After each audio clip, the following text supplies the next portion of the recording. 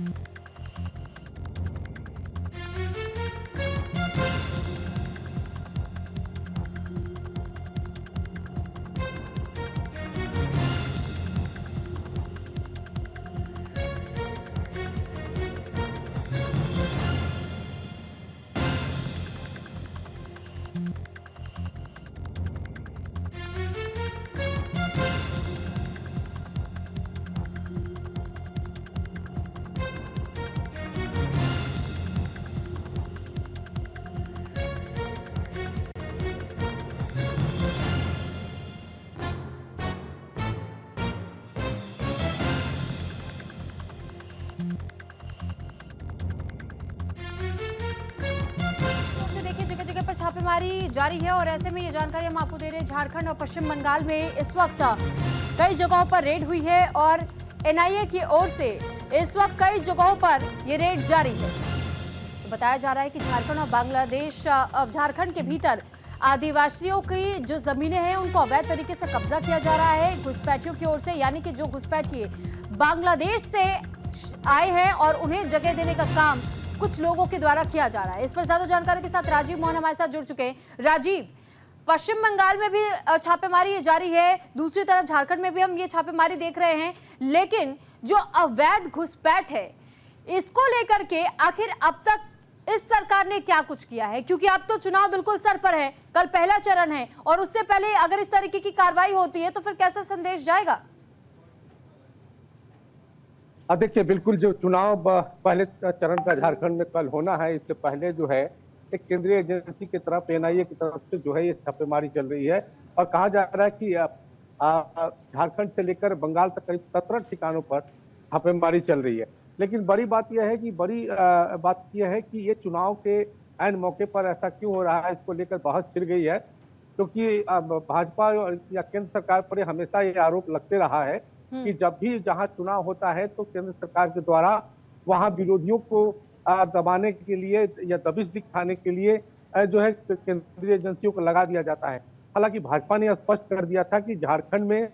बांग्लादेशी घुसपैठियों के कारण जो है डेमोग्राफी चेंज हुई है और इस पर कार्रवाई होनी चाहिए। अपने एजेंडा में भी भारतीय जनता पार्टी ने रखा है कि अगर चुनावी एजेंडा में कि अगर उनकी सरकार बनती है तो जो बांग्लादेशी होंगे उनको चिन्हित करके वहां से हटाया जाएगा, उनसे भगाया जाएगा, घुसपैठी है उनको हटाया जाएगा। और जो माटी रोटी जमीन की बात हो रही है, बेटी की बात हो रही है, उसमें आदिवासियों की जमीन पर जो अवैध कब्जा करने की बात कही जा रही है उसमें नजर से देखा जा रहा है। लेकिन जिस प्रकार से चुनाव के दौरान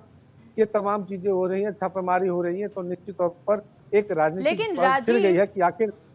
राजीव, जिस तरह इस वक्त हम झारखंड या फिर हम पश्चिम बंगाल का जब जिक्र कर रहे हैं, क्योंकि पश्चिम बंगाल का भी एक एरिया जो कि सटा हुआ माना जाता है, एक बात और मैं आपसे समझना चाहूंगी कि झारखंड में घुसपैठ का मामला आज से नहीं है, इस ओर ध्यान पहले क्यों नहीं दिया गया? ये छापेमारी इस वक्त ही क्यों की जा रही है? क्योंकि यही सवाल विपक्षी दल भी पूछ रहे हैं कि जब भी किसी राज्य में सरकारें अगर कहीं ना कहीं उसमें परिवर्तन लाने की कोशिश की जाती है, खासतौर पर केंद्र सरकार की ओर से, तो फिर वो ऐसे जांच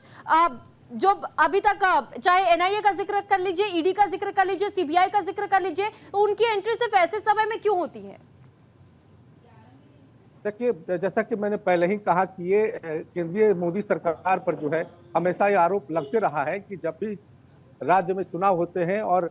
यदि वहां एनडीए की सरकार नहीं है तो वहां पे केंद्रीय एजेंसियों को लगाकर छापेमारी कराई जाती है, डिस्टर्ब करने का प्रयास किया जाता है, या जो वर्तमान जो वहां की सरकार होती है उस पर दबिश दिखाने का प्रयास होता है। लेकिन देखिए, इसी कारण मैं कह रहा हूं कि एक बड़ी बहस फिर से झारखंड में छिड़ी है कि कल चुनाव है और आज की कार्रवाई है। हालांकि केंद्र सरकार या केंद्रीय एजेंसियों की तरफ से बार बार ये कहा जाता है कि उनका जो जांच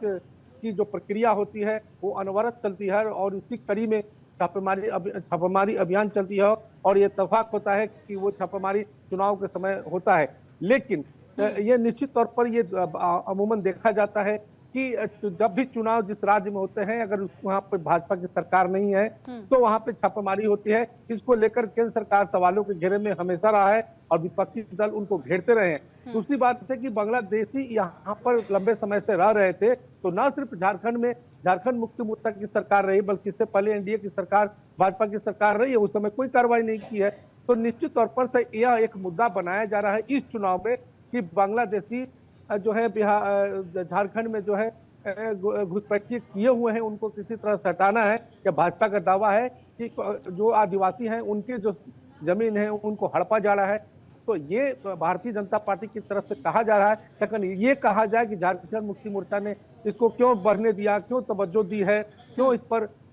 कोई कार्रवाई नहीं की है, तो निश्चित तौर पर ये कहा जा सकता है कि भारतीय जनता पार्टी की भी सरकार 2000 का बाद से पहली सरकार भारतीय जनता पार्टी की ही बनी थी झारखंड में, लेकिन उसके बाद कोई कार्रवाई नहीं हुई है। अभी तक कोई बांग्लादेशियों के खिलाफ या घुसपैठियों की तरह के खिलाफ जो है जब मुंडा सरकार थी तो भाजपा की नहीं, सरकार लेकिन जेएमएम ने इन लोगों को जिस तरीके से जगह दी, इस पर मैं आपसे ये भी जानना चाहूंगी सर, वोट बैंक की राजनीति के लिए क्या ऐसा किया गया है और क्या इन्हें यहाँ की नागरिकता दे दी गई है जिसके आधार पर ये वोट बैंक का की चोट करना चाह रहे हैं?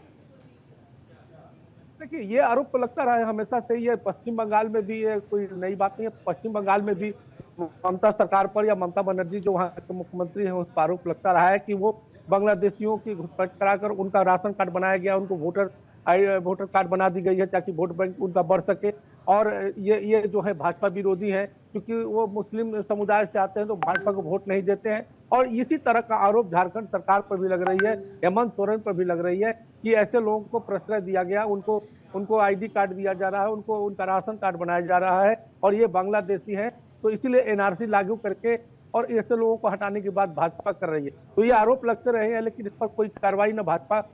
अभी तक कर पाई है, ना ही झारखंड मुक्ति मोर्चा ने अपनी तरफ से कोई सफाई दी है। लेकिन इस बीच जो चुनाव के बीच में, चुनाव के दौरान जो छापेमारी चल रही है और ये कहा जा रहा है कि ये बांग्लादेशियों के खिलाफ जो है मनी लॉन्ड्रिंग का मामला है, जमीन अवैध कब्जा कैसे करते हैं, तो इस बात को लेकर कुछ जो है फैक्ट इकट्ठा करने के लिए केंद्रीय एजेंसियों को लगाया गया है। लेकिन सवाल यह है कि आखिर ये चुनाव के समय क्यों है, चुनाव के पहले क्यों नहीं, चुनाव के बाद क्यों नहीं, क्या आगे इस पे और कोई कार्रवाई की जाएगी? हालांकि भाजपा यही कह रही है कि जब उनकी सरकार झारखंड में बन जाएगी तो निश्चित तौर पर ऐसे लोगों को भगाया जाएगा, घुसपैठियों को हटाया जाएगा, एनआरसी लागू किया जाएगा। ये तो देखने वाली बात होगी। हालांकि भारतीय जनता पार्टी ने यह स्पष्ट किया है, अपने एजेंडा में भी किया है और गाहे बगाहे जो टॉप लीडर्स यहाँ चुनाव में आ रहे हैं और चुनावी जनसभाएं हो रही है, उसमें नेता ये कह रहे हैं कि बांग्लादेशी यहाँ घुसपैठ किए हुए हैं, उन सबको हटाना है। इसीलिए भारतीय जनता पार्टी ने रोटी बेटी माटी का नारा दिया है कि इसकी सुरक्षा की जाएगी।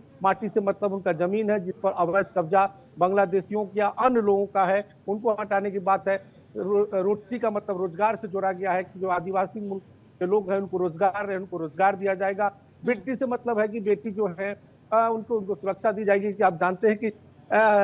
झारखंड की जो महिलाएं हैं, लड़कियां, उनका बाहर देशों में एक्सपोर्ट किया जा रहा है, उनके साथ गलत व्यवहार हो रहा है, जो अमानवीय उनके साथ व्यवहार होता है। कई बार मोलेस्टेशन का केस, रेप का केस मामले आते रहते हैं। तो इन तमाम मुद्दों को लेकर भारतीय जनता पार्टी जो है चोट कर रही है और वो चाहती है कि जो झारखंड में उनकी सरकार बने, उनकी सरकार जब बनेगी तो इन चीजों की सुरक्षा की जाएगी।